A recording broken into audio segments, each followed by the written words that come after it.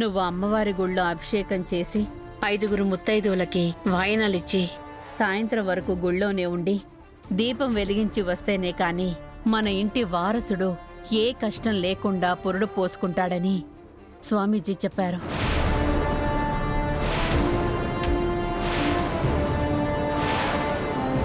గుర్తుంచుకోండమ్మా,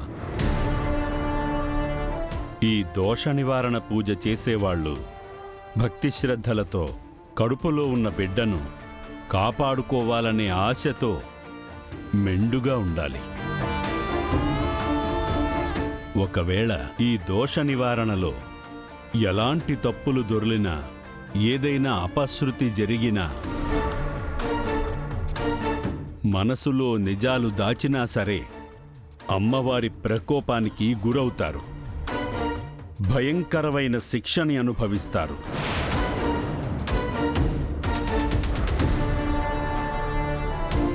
జాగ్రత్తమ్మా, జాగ్రత్తగా దోష నివారణ చేసుకుని వారసుడికి జరగబోయే ప్రమాదాలు నివారించుకోండి.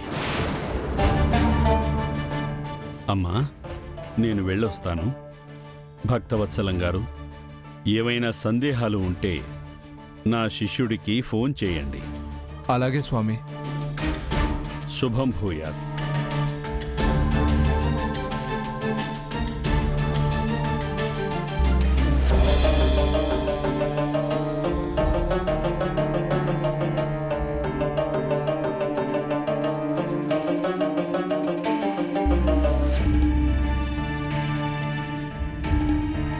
సహస్ర, స్వామీజీ చెప్పింది విన్నావు కదా? నువ్వు వెంటనే స్వామి చెప్పిన దోష నివారణ పూజ చెయ్యాలమ్మా.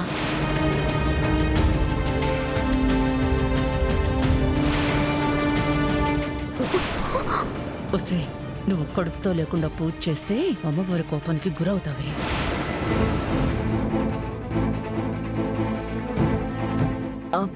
అత్తయ్య, నేను ఈ పూజలవి నమ్మను.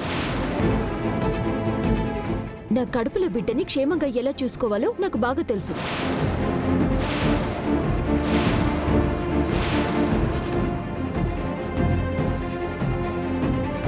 ఏంటమ్మా అలా అంటున్నావు?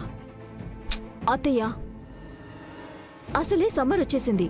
కడుపుతో ఉన్న నేను అంతసేపు గుళ్ళో అంటే ఉండలేను. ఆ పూజలవి నేను చేయలేను. అది కాదమ్మా, స్వామీజీ చెప్పింది విన్నావు కదా?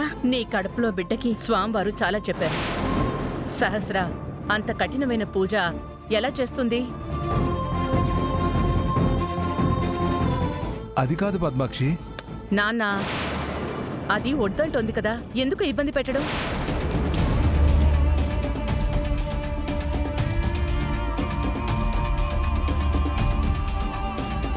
బావా, నీ చేతికి గాయమేంటి?